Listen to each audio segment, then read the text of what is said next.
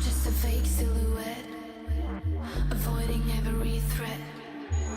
I wanna stay like a silhouette, but I can't do that. No, I can't do that.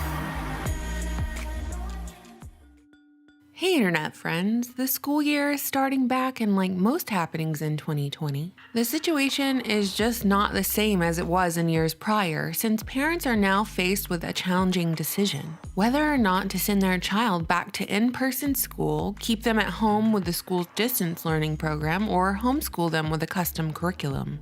Regardless of what you might decide for yourself and your family, today I want to talk about something I was never taught in school, public or private, and that's the pivotal year that everything changed for the United States of America, creating a domino effect of events that have led us to this moment in time, right now, as you're watching this.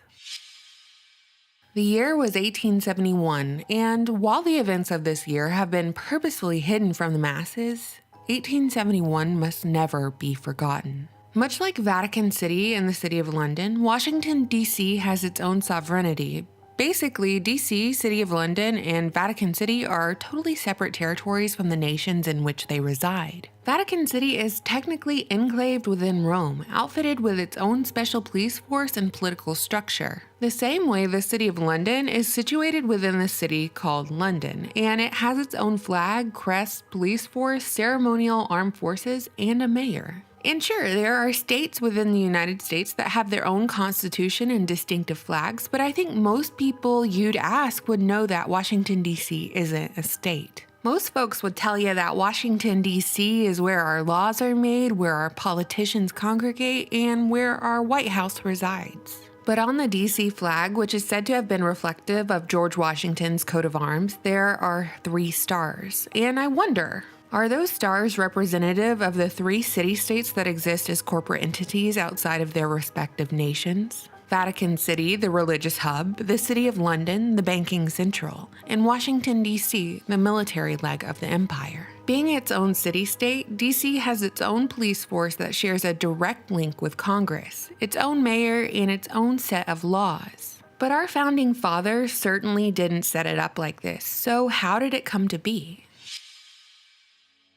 The year was 1871. The U.S. was going through a lot of turmoil. The nation was bankrupt and vulnerable after the Civil War, and the London bankers, which included the notorious Rothschild family, were ready to make a deal with Congress to remedy that turmoil. Turmoil, I might add, that is suspected that the bankers had a hand in creating in the first place.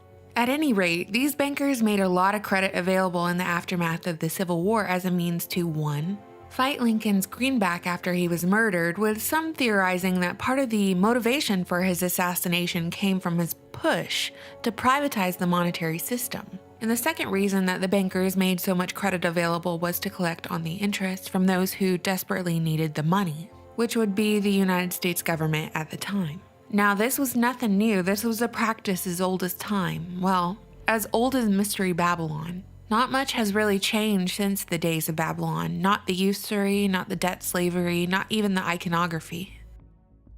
Passed by Congress, the Act of 1871 provided a government for the 10-mile parcel of land known as the District of Columbia, allowing Washington, D.C. to act as a corporation outside of the original Constitution of the United States.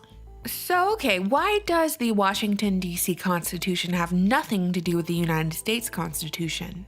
Why exactly is Washington, D.C. totally separate from the rest of the United States? Why does it need to be separate from the United States as a separate territory at the epicenter of the Virgin Mary, tucked right between Virginia and Maryland? The Act of 1871 changed our country's founding fathers' original Constitution for the United States for America to the Constitution of the United States of America. If you blink, you might miss it because it's a mixture of impactful wording and some weird capitalization thrown in there that pretty much means nothing to the average person upon initial inspection. But these subtle changes are a huge deal in the realm of legislation. Compounded with these minor changes was clever marketing of the act as a way to unify the territorial government for the entire District of Columbia. The aforementioned are contributing factors as to how such a major act flew under the radar, ultimately overturning the United States constitutional republic. Since 1871, the federal government has usurped nearly all of the power that was formerly held in the hands of the people. But how on earth was Congress able to pass a separate constitution and incorporate the United States?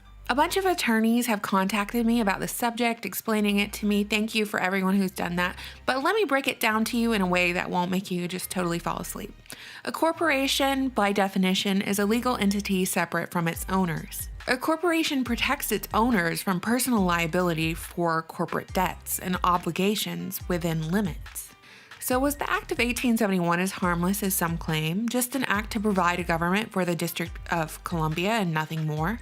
We can answer that question by simply stepping back and taking a look at the dominoes that fell after this act was passed, and asking the question, who benefited from this piece of legislation?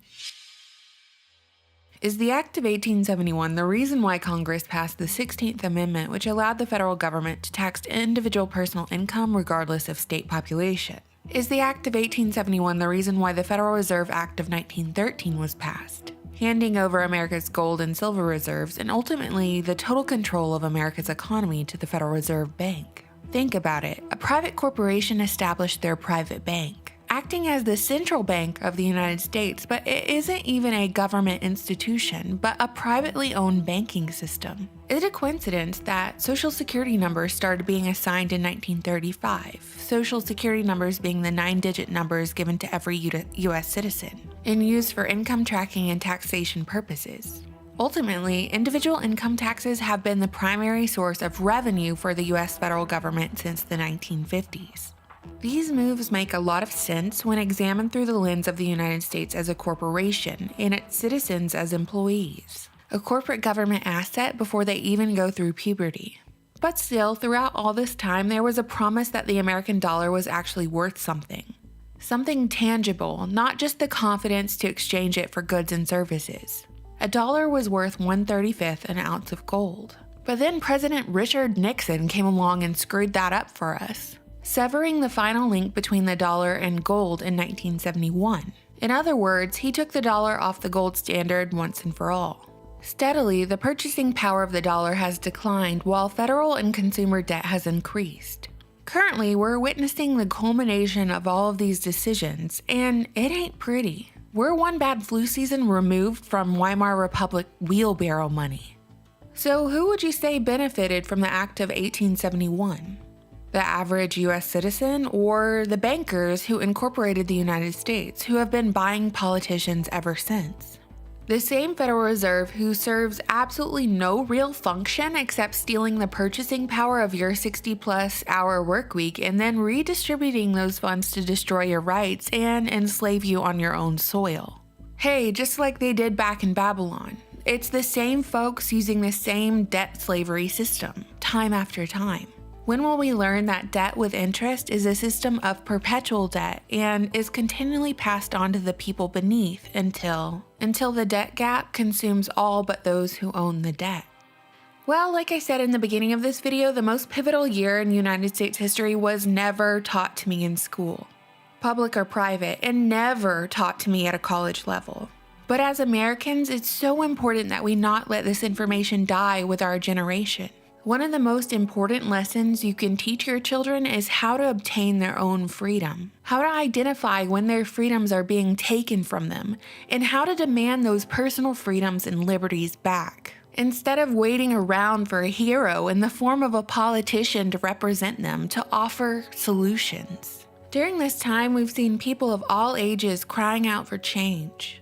And instead of focusing on the changes we could make that could fundamentally change the United States for the better, especially on an individual level, politicians are selling socialism and communism, aka more government control, to young people looking for an answer, and they beg for it because the future seems so bleak. Whether you play with paper or with digital money, the future will always be bleak if you're a debt slave.